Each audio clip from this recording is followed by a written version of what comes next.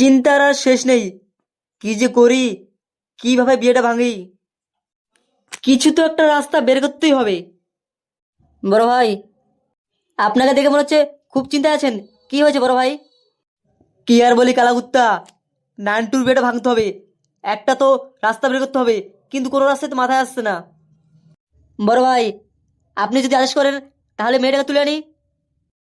তুলে আনতে পারবি তো? কোনো গন্ডগোল করবি না তো আবার? বড় ভাই, আপনি কোনো চিন্তা করবেন না, আপনি শুধু হুকুম করুন। যা তাহলে, মেয়েটাকে তুলে নিয়ে আয়। আজকেই কালীপদ দাদার সাথে বিয়ে দেব। আর শোন কালাকুত্তা, সাবধানে কাজ করবি, কেউ যত টের না পায়। আর একা যাবি না, সাথে একজন নিয়ে যাবি। ওইসব চিন্তা করবেন না বড় ভাই, সাথে আমার ভাই সাদা কুত্তা যাবে। নান্টু, তুই কেন যে জলে নেমে কুমিরের সাথে লড়াই করতে গেলি? এবার বোঝ ঠেলা। তুই কালীপদ দাদার সাথে অন্যায় করছিস, এবার ভোগ কেমন লাগে। ঘরে কোনো সবজি নেই, কি রান্না করব? কোন সকালে নান্টুর বাবা বাজার করতে গেছে, এখনো আসলো না। আজকে বিকেলে নান্টুর বাবাকে নিয়ে স্বর্ণকারের দোকান যাব।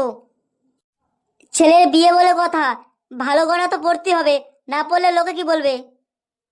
ও মা, তুমি একা একা কার সাথে বকবক করছো? কিছু নয়, এমনিতেই। দেখ তোর বাবার কাণ্ড, কোন সকালে বাজার করতে গেছে, কখন বাড়ি আসবে, কখন রান্না হবে। দেখো হয়তো হয়েছে কি, বাবা চায়ের দোকানে বসেছে আর বাজারের কথা মনেই নেই, ওখানে বসে আড্ডা মারছে। বাবা নান্টু, তুই যা তো এগিয়ে দেখ গিয়ে, তোর বাবা আসছে নাকি। সে না হয় আমি যাচ্ছি, বিকেলে আমাকে 1,000 টাকা দিও তো, আমার লাগবে। টাকা নিয়ে কি করবি? বললাম তো দরকার আছে, তুমি বিকেলে দিও। তোমার কাছে না থাকলে বাবার কাছ থেকে চেয়ে নিও। বাবা নান্টু, কতদিন আর বাবার হোটেলে বসে খাবি? একটা কাজ টাজ কর, কিছুদিন পর তোর বিয়ে। এখন নয় তোর বাবা সবকিছু দিচ্ছে, কিন্তু তোর বিয়ের পর তখন কিছু আর দেবে না। আরে মা, তুমিও তো চিন্তা করছো কেন? পরেরটা পরে দেখা যাবে, এখন কোনো কাজ টাজ করতে পারবো না। কাজ তো করতেই হবে বাবা, ছেলে হয়ে জন্ম নিয়েছিস যখন। ভালো ঠান্ডা পড়ে গেছে, এখন আর একটা জামা কাজে ঘর যাবে না। আরে মাস্টার বাবু যে, কি খবর? স্কুল টিস্কুল নেই নাকি? সাত সকালে কোথায় যাচ্ছো? আগে আমি তোমার বন্ধু, তারপর স্কুল মাস্টার, কোথায় আর যাবো? এই সকালে বাজার করতে যাচ্ছি। তুমি তো সংসার করছো, তুমি তো বুঝতে পারছো সংসারে যে কি জ্বালা। কেন সাত সকালবেলা মুডটা খারাপ করছো? তুমি জানো, কোনোদিন যদি আমি থালা বাসন না মরাই, আমার বউটা আমাকে পেটায়। এই জন্য বলি, কাজ টাজ করো, পয়সা যখন থাকবে না তখন বউ তোমার কথা শুনবে। তুমি টাকা রোজগার করো না বলে তোমাকে বউ খাটায়।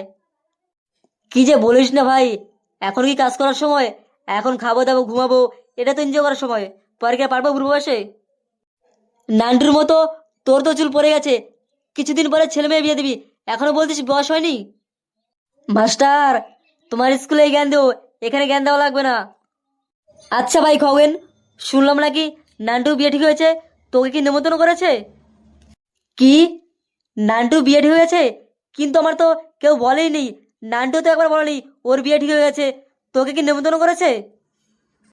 আরে না, আমাকে তো নেমন্তন্ন করেনি, তোকেও নেমন্তন্ন করেনি, তাহলে কি কাউকে নেমন্তন্ন করবে না? মাস্টার, নান্টু কিন্তু কাজটা খারাপ করছে।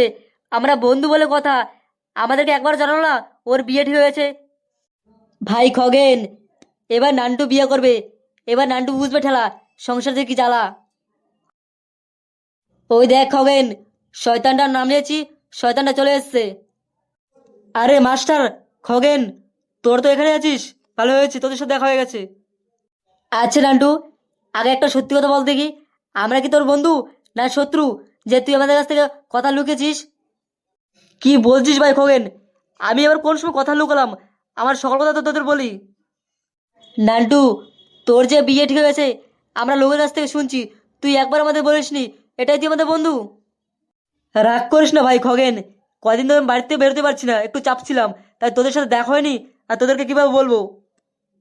চাপে ছিলে ঠিক আছে, পাড়ার সবাই জানে আমরা তোর বন্ধু, আমাদের একবার বলার সময় পেলি না? তা বিয়ে কবে শুনি? ভাই খগেন, এটা তো কার্তিক মাস, কার্তিক মাসে বিয়ে হয় না। আগামী মাসের 5 তারিখে প্রথম সপ্তাহে আমার বিয়ে, তোদেরকে সবাই নেমন্তন্ন, তোরা থেকে খেয়ে সব কাজ করবি। সে তো করতেই হবে, একমাত্র বন্ধুর বিয়ে বলে কথা।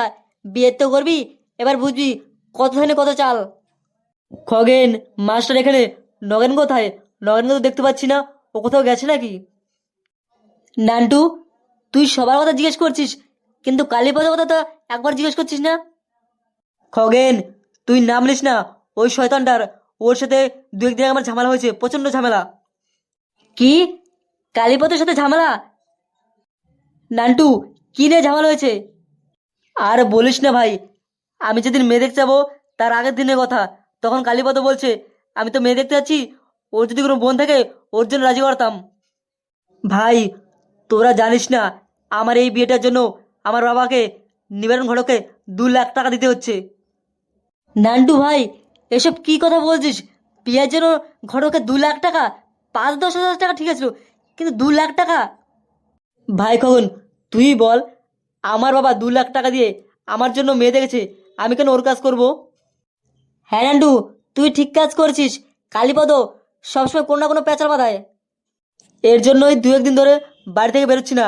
তারপর বাবা বলেছে বিয়ের কথা যেন কাউকে না বলি, বলে নাকি সমস্যা হতে পারে। ভাই নান্টু, আমি তো মাস্টার, আমি যেটুকু বুঝতে পারছি ওই কালীপদ তোর বিয়ে ভাঙার অনেক চেষ্টা করবে, কিছু না কিছু অঘটন ঘটাবেই। মাস্টার, তুই ঠিক কথা বলছিস, কালীপদ তো কিছু করবে না, ওর ভাই বিকাশকে দিয়ে কিছু না কিছু কাণ্ড ঘটাবেই। বল ভাই খগেন, তাহলে আমি কি করতাম? তোদেরকে আমার বলা উচিত ছিল। ভাই নান্টু, যেটা হয়ে গেছে সেটা বাদ দে, কিন্তু সামনে যেটা হবে সেটা আমাদের ভাবতে হবে। কালীপদ নিশ্চয়ই কোনো ক্যাচাল করবে, ওটা থেকে আমাদের বাঁচতে হবে। ওই কালীপদ, ওর ভাই বিকাশ দত্তকে আমি ভয় পাই না। ভাই নান্টু, তুই ভয় পাস না ভালো কথায়, কিন্তু ও যদি তোর বউয়ের কোনো ক্ষতি করে দেয়? ওরা দু ভাই জানে না তো এ নান্টু কি জিনিস। তবুও ভাই নান্টু, সাবধানে কোনো মান নেই, সাবধানে চললেই আমাদের ভালো। আচ্ছা খগেন মাস্টার, আমি যাই। আচ্ছা খগেন, তোর ভাই নগনকে বলিস আমার সাথে দেখা করতে। আমি এখন বাড়ি যাই, বাড়িতে কাজ টাজ করতে হবে। বাড়ি যাওয়ার আগে একটু বাজার দিকে যেতে হবে। বাবা কোন সকালে এসেছে বাজার করতে, এখনো বাড়ি যায়নি। ভাই নান্টু, তোর বাবা এখনো বাড়ি যায়নি? তাহলে কালীপদ আর বিকেশ তো কোনো কিছু করেনি তো আবার? নান্টু, মাস্টার ঠিক কথা বলছে, তুই বাড়ি গিয়ে দেখ তোর বাবা বাড়ি ফিরেছে নাকি। আমরা বাজার দিকে যাচ্ছি। ভাই নান্টু, দেরি করিস না, এখনই যা। কালীপদ, বিকেশ দত্ত, তোরা যদি কিছু করিস তোদের কপালে খুব দুঃখ আছে। ভাই খগেন, তাড়াতাড়ি চল, আমাদেরকেও বাজার দিকে দেখতে হবে।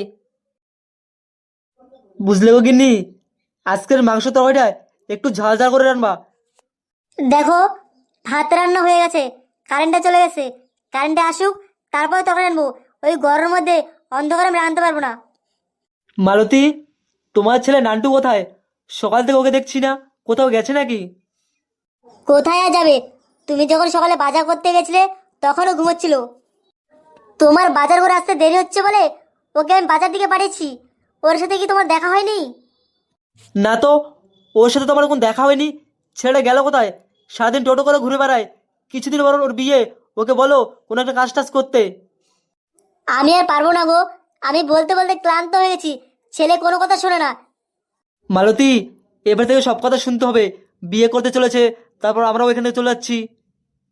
চলে যাচ্ছি? কোথায় যাচ্ছি আমরা? মালতী, আমরা নয়, শুধু তুমি আর আমি, আমরা দুজনে এই এলাকা ছেড়ে অন্য কোথাও চলে যাব। আমার প্রমোশন হয়ে গেছে, এখানে শুধু নান্টু আর নান্টু বউ থাকবে।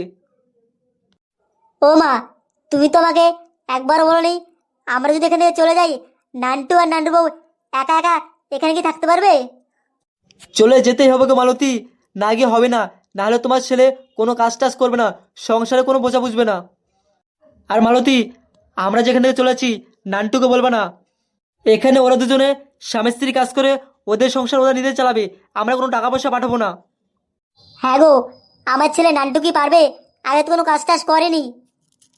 আরে মালতী, অত চিন্তা করছো কেন? ওর জন্য না হয় কিছু টাকা পয়সা রেখে যাবো, তারপর আমাদের মাঠের জমিটাও তো আছে, চাষবাস করে খাবে, টুকটাক কাজ করে, তাতে ওদের সংসার চলে যাবে। কিন্তু আমাদের কি নান্টুকে এখানে রেখে যাওয়া ভালো হবে? মালতী, ভালো মন্দ বলতে পারবো না, কিন্তু ছেলেকে মানুষ করার জন্য আমাদেরকে যেতেই হবে। তোমার ছেলে নান্টুকে অনেক বলেছো তুমি, তোমার কথা শুনে নেই। এবার থেকে শুনতে হবে, এই জন্যই বলছি নান্টুকে কিছু বলবে না।